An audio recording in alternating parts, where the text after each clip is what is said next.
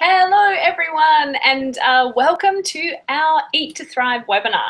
We are super excited to have you here, and we can't wait to chat about this topic today with you. So while we're waiting to get started, say hi to us over in the chat box over to the right of the screen. We'd love to know who we've got on the call and where you're from. So let us know, say hi, let us know where you're from so that we can say hello to you. So I am Karen Wojciechowski. I am I'm an integrative nutrition health coach, and my online home is realenergyfood.com. And Sarah and I are also the founders of the Clean Living 30-Day Challenge. Hello everyone, Sarah Klein here. Thanks so much for joining us. We love doing these and getting the opportunity to connect with you. So before we kick off the presentation, just a little heads up, we are going to do a live Q&A at the end. So feel free to keep your questions, and if you are brave enough, you can come into the chat live, or feel free to ask your questions in the chat box that Karen referenced. While one of us is talking, the other one will be managing the chat. So get your questions answered by throwing them up there. And again, we would love to hear where you're calling from. It's always so cool to see the diversity of locations within these webinars, the world of the internet. So we're going to go ahead and switch our screens and get going on this presentation. So we'll see you on the other side.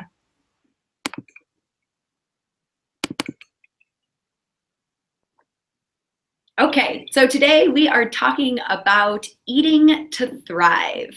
And so those who we've worked with before that are on the call or have kind of followed the clean living mission, we truly do believe that you are what you eat on a deep cellular level. So if you want to thrive, you have to eat to thrive. And if you want to have high quality energy, then we need to have high quality food, right? Our energy is a direct reflection of the quality of our food and our health habits. So both Karen and I are the founders of the 30-Day Clean Living Challenge, and we believe that health truly goes much deeper than what is on your plate. Health is a balanced recipe of movement, clean, whole, real foods, the conversations that are happening in between your temples, so positive thoughts and high quality inner dialogue, healthy relationships, and meaningful work. Yeah, for sure. And our approach, oh, sorry, this slide took a bit longer to go there, but our approach is around these 3 pillars to health, which are clean eating, mindfulness, and movement, with accountability and support to make it happen. So we really believe that this accountability and support piece is so important because, often some things that might help you get to where you want to go, but it's actually implementing these changes and actually doing the things that would benefit you that makes lasting change. Yeah, I love the question. Why do we do what we do when we know what we know? Right? If we could answer that question, we would solve all the world's problems. All right, let's drop in. So we are going to provide you with a total of 6 tips.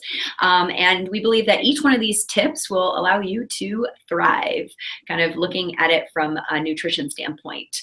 So tip number 1, keep it real. If you are what you eat, then don't be cheap, fast, easy, or fake. I love that quote. So we live in a world where there is a big marketing push on our food. So we have to become food label savvy. We have to be smart shoppers when we go to the grocery store and look beyond the marketing that they put on our foods. So when you go to the grocery store, we highly suggest don't really worry about what's on the front of the label unless it is FDA regulated, and there's very few things on the front of the label that are actually FDA regulated, and that would be like your USDA organic stamp. So when you are about to purchase a product, turn it over, and without even looking at the nutrition facts, look at the ingredients. And we suggest if while you're reading the ingredients, you cannot picture the food, then that is quote unquote not a clean food, right? So it's a human-made chemical that is in your food, and we suggest, buy foods that have no more than 7 ingredients. Make sure you can picture all the ingredients, or better yet, pick foods with no ingredients, right? When you go into the produce section, those foods don't have ingredient lists because they are the ingredients. And we don't believe on perfection either. So we believe in the 90-10 or the 80-20 rule, depending on where you are in your health journey. So 90% of the time, do your best. 10% of the time, go ahead, let it go, enjoy and indulge. So keep it clean. Try to get trans fats and chemicalized foods and excessive sugar out of your food. Oh, and another great tip is when you're at the grocery store, think on the outer edges of the grocery store, right? The further you go in towards the center of the grocery store, the higher your radar needs to be for processed foods, right? What's on the outer edge of the grocery store? That's your produce, your meat, your deli, etc. So stick on the outer edges. All right, tip number 2, breathe, then bite. So our nervous system has a huge impact on the way we digest food. And not to get too in depth about the science of our nervous system, but just to kind of graze over it, we have 2 reactions. We have the parasympathetic nervous system and the sympathetic nervous system. Let's keep it simple and call it the green zone and the red zone. So that feeling that you get when you get cut off in traffic and have to slam on your brakes, that is your red zone. The feeling that you have after a yoga class post shavasana, that's your green zone. Now, when we are in our red zone, our body is so highly intelligent, and it basically says, all right, we need to save ourselves from whatever danger is in front of us. Let's turn off all the secondary responses so that we can focus on fight or flight, saving ourselves. Now, those secondary responses are things like immunity, cell reproduction, digestion, reproductive health. So things that in that emergency moment, we don't necessarily need to focus on in our body.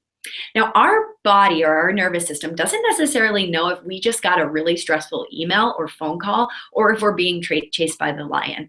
It essentially reacts the same. So when we eat in the red zone, we slow down digestion, which means that we don't digest our food as well, and we don't absorb nutrients as well. So if you are eating distracted in front of the computer or TV or reading or flipping through your iPhone or eating at work while you're rushing to finish a project, or you're eating and self-berating yourself by getting lost in your inner dialogue, you actually are not going to digest the nutrients as well. So it's not just what you're eating, it's how you're eating. So every time you sit down to eat a meal, take a moment to give yourself a low belly breath, right? We have the off switch for our nervous system at all times, and that off switch is low belly breathing. If you're low belly breathing, you cannot be in the red zone. So every time before you eat, slow down, check in, relax, take a low belly breath. That way you'll absorb more nutrients and have higher quality energy. All right, tip number 3, make the perfect plate. Now, here's a little catch. The perfect plate for you, right? It is different for everyone. Bio-individuality. What works for one person doesn't necessarily work for the other. So we have to figure out what foods feed us. And that takes checking in, noticing, and observing. So with that, the American Heart Association suggests or states that you should have 4 to 5 servings of veggies a day. To give you a marker, 1 decently tight packed cup of spinach would be a serving. And so take a moment and ask yourself, do you honestly have 4 to 5 servings of veggies a day? And the beauty, and I know Karen's going to talk briefly about this idea, but the beauty of when you increase your veggie intake, it's not just necessarily the nutrients that you're getting from eating more veggies, but what you're not eating instead. Another thing is healthy fats. Healthy fats are key to health. Healthy fats actually help us burn fat. Our brain is 60% fat from the food that we digest. So things like fatty fishes like salmon, avocados, and olive oil, as well as seeds and nuts have great quantities of fat in them. So make sure you're getting healthy fats in every meal. Make sure every meal has loads of veggies. And then think whole grain versus processed wheat. So there is a difference between whole grain, whole wheat, and white carbohydrates. A whole grain is something that you cook that looks like a seed, right? Whole grains are as close to their natural state. And if you picture a wheat plant, how do they go from the wheat plant to the whole wheat bread, right? There is a lot of processing that happens. And in that process, we lose a lot of nutritional value. And it also impacts our blood sugar very differently. So as much as possible, think whole grains for your starch. All right, and those are the 3 tips that I'm going to share with you. I'm going to go ahead and turn it over to Karen and see what she's got for us. Sure. Well, I'm going to talk about tip number 4, which is practice awareness. So the idea is that awareness gives you the information to make changes that get results. And one of the most powerful tools that you can use to really get this increased awareness around food and around kind of what you're eating is using a food journal. And I got a couple of interesting studies I was looking at today that I thought I'd share with you. So a recent study followed 1,800 men and women over 6 months.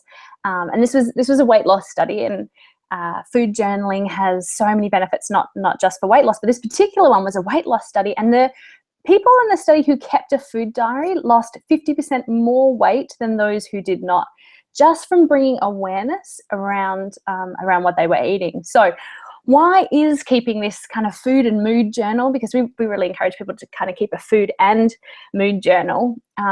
One of the most powerful things you can do to really change up your eating and make sure that you're thriving, because that's what this is all about. We want you to be, we want you to be thriving, not just surviving.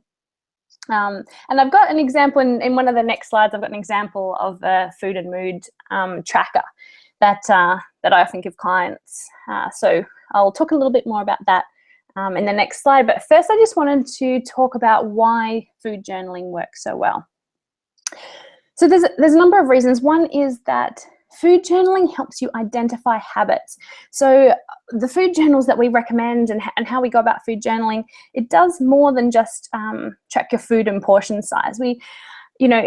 It really helps if you can record the time of day you eat and other activities that kind of surround your eating habits. And maybe did you meditate that day, your exercise, things like that. And then your food journal will help you slowly over time identify these consistent patterns in your eating. So once you're aware of these habits, then you can set about trying to identify maybe the trigger that initiates a habit you're trying to change, so that this knowledge is so valuable for both creating new habits and then reprogramming those old habits. You also can really start to figure out maybe why, if you're somebody who maybe eats when they're not hungry, or why you make certain food choices that you want to change at different times. So if you write down how you feel as well as what you were eating, this can help to figure out what might be triggering some of these cravings, or you can find out what you're really hungry for. So maybe as you keep this diary, you figure out that maybe you're triggered by boredom or by stress, or is it that, you always eat more when you watch TV? I mean, as Sarah talked about earlier, distracted eating, you can really eat a lot more food. So this kind of insight can be really important, because these triggers and patterns in our eating are often unconscious, and you really can't change something that you don't even realize that you're doing. So keeping a journal really changes that. And it also can help you figure out how certain foods affect you, so that you can really figure out your unique Thrive diet. As Sarah said earlier, everybody is different, and it would be great if there was this one awesome diet that helped everybody and made everybody feel good, but it doesn't really work that way. Everybody is different, and different foods will work for different people. So journaling can really help you start to figure out you know, what gives you the most energy, what makes you feel the best. Also, simply knowing that you'll be recording your actions is often enough to entice most people to make better choices. So it can also really help. So as I said, here is an example of a tracker that I've used with clients in the past. So it's got kind of you know, what you're eating as well as exercise. Do you have a morning routine? How did that affect your day? Meditation, and then how do you feel today? Energy, digestion, anxiety. And the key is to, you know, to write down everything. And if this doesn't work for you, you can use a notebook or you can use an app, whatever will make you kind of keep going with it. You can also kind of give your energy a score out of 10 on there and really kind of think about how you feel after meals. And even if you just do this for a week, the effects really last a lot longer because you're getting this, you know, this information about your habits and what drives you to eat at certain times and what drives you to make these choices. So I really recommend you you give it a go so that you can really figure out how to feel your best.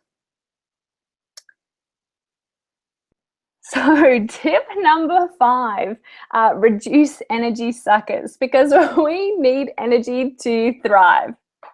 So, you know, using tip number 4 to start kind of identifying what foods drain your energy and what foods give you energy, you can then start to, you know, really add in those energy boosting foods and reduce the energy suckers. So, and as I guess as we were talking about, this can be different for everyone. So if you've got a food allergy, then this may mean that those foods actually make you really tired and sluggish, or maybe, you know, your particular gut health means that you have an easier and a harder time digesting a food than someone else. So we're all different, which is why it's really important to kind of learn how to figure out what's best for you. Now, in saying that, there are some common foods that tend to reduce energy levels, you know, up anxiety, they affect your stress levels and decrease your ability to deal with stress. You know, some of these foods can make you moody or cause brain fog where you really just can't focus and concentrate, and generally just don't help people thrive. And so these are the foods that we kind of talked about in tip number 1. So things like sugar and those, you know, refined white carbohydrates, trans fats that are put in processed foods. These kind of foods really deplete your energy levels, and they take a lot of energy to process by your body. And so this really depletes the energy that you've got, you know, to get all the things done that you want to get done in your day. So really keep an eye on your labels, and as Sarah said in tip number 1, you know, shop from the outside of the grocery store. Now, another big one is coffee. And I know that I'm not going to be making any friends by saying this, but too much coffee can really drain your energy. And what is too much can be really different for everybody. But I encourage you to just test out cutting back, especially if you're drinking more than 2 cups a day, and just see how you feel. You know, coffee causes the same spikes in your blood sugar as sugar, you know, or can cause the same spikes in your blood sugar as sugar, which then produces these highs and lows in your energy.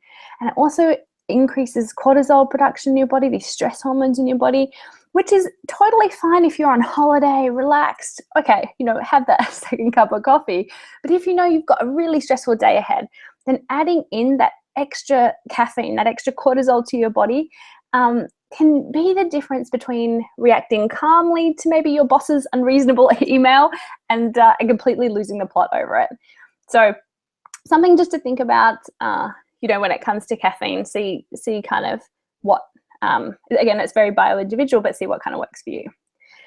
Now, the thing we like to talk about whenever we're talking about, you know, changing up your eating habits is this idea of crowding out. So I've got here what to do: crowd out energy suckers with energy boosters.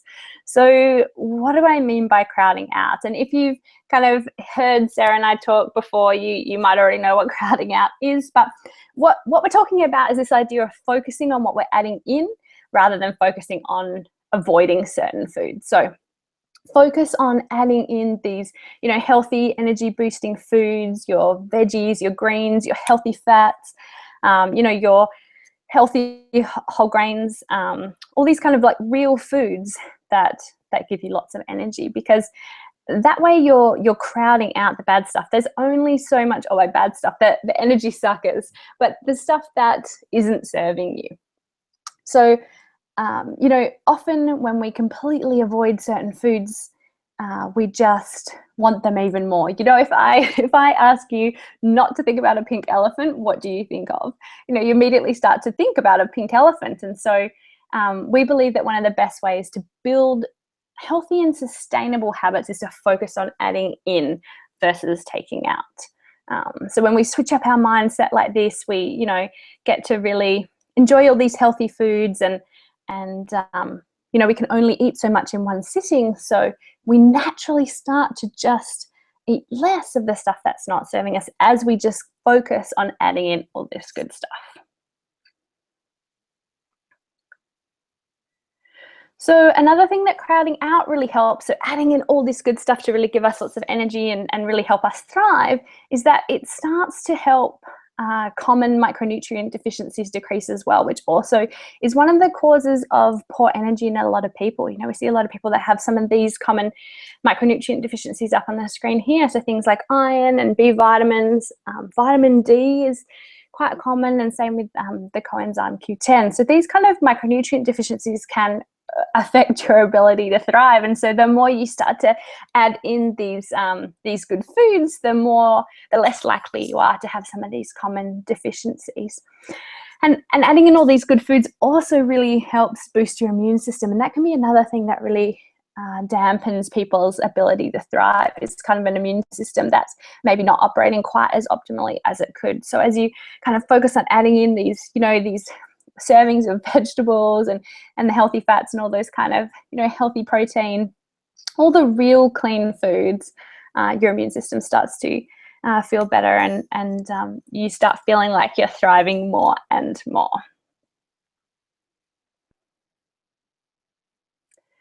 So, and tip number 6 today, so this is the last tip in our Eat to Thrive, is to snack smart. So the idea here is to keep healthy snacks on hand, to level out the blood sugar and make it easy to avoid those energy suckers that we talked about in tip number 5. So again, it's kind of crowding out the things that we don't want to eat by having a whole bunch of really healthy snacks available that we enjoy and that we have close on hand, that we can grab when a craving strikes, or we can grab when we're hungry, so that we're not, you know, we're not starving by the evening meal. So setting up, you know, your environment for success, so making sure that you do have these healthy snacks on hand, you know, really makes it easy. You want to make it as difficult as possible to get the stuff that doesn't serve you, and as easy as possible to get the stuff that does. So even if you've got, you know, if you've got leftover cake or something that you don't really want to eat, you know, double wrap it in some aluminium foil, and then, you know, Glad wrap, or put it in a container and put it to the back of the fridge. And, you know, at the front of the fridge, put your, you know, all the healthy snacks, maybe your cut up veggies with a little bit of guacamole or hummus or some of these kind of things right at the front, so they're easy to grab. And make sure you know, you take them to work with you, so that when you need something, you know, you've got it there. So having these healthy snacks really levels out your blood sugar and really, you know, helps you maintain your energy levels throughout the day. So I've got what to do here. Print out our healthy snack list and keep that with you. So we'll be including our healthy snack list into the follow-up email to this webinar. So we'll be sending you out an email, we'll put the recording in there, and we'll also include this snack list for you as well. But these are some of our favorites that you can try right away. So nut butter with apples or carrots. I'm a big nut butter fan. I had some peanut butter with carrots this afternoon for my snack, actually. Veggies, and more veggies. As I said, you know, prep when you bring your veggies in. You've been grocery shopping, you bring them in, cut them all up. You know, prep them in advance so that you've got them. They're all cut up into easy to eat pieces. You know, with your, if you like hummus, go with that, or guacamole, or, you know, there are a bunch of other homemade dips you can make that are really great to have with veggies. Fruit is another good one. The berries out at the moment here in Poland are amazing. We don't really get that many good berries in Perth, Australia, where I'm from. So I get super excited when I'm spending summer in a country that has such amazing berries. So I've been, I've been eating a lot of raspberries and blueberries and blackberries and all those good things. So fruit is another good one. Sauerkraut or other fermented foods, and kombucha. Kombucha is one of my favorite drinks to have. If you've never tried kombucha, make sure you try it. Things like sauerkraut can be really great for sugar cravings too. If you've got a sugar craving, try a sour, something like sauerkraut. You'll be amazed at how much that really, satisfies the sugar craving, or really, I guess, squashes the sugar craving, I should say. A smoothie is a good one. You can kind of bring that, you can bring that with you to work, or you can, pre-make the things for the smoothie the night before and then just blend it in the morning. Chia pudding is a really good one too. I do love making chia pudding. Nuts and homemade trail mix is always a good one. Nuts are always easy to grab and keep with you. And dates and nut butter is another one. Has anybody, let us know in the chat, have you tried dates and nut butter? Because if you haven't, you might need to try that one too. It's a very yummy snack. And if anybody else has other favorite healthy snacks that they like, I'd love you to include it in the chat for us and share with some of the other people on the webinar today. So that's my tips.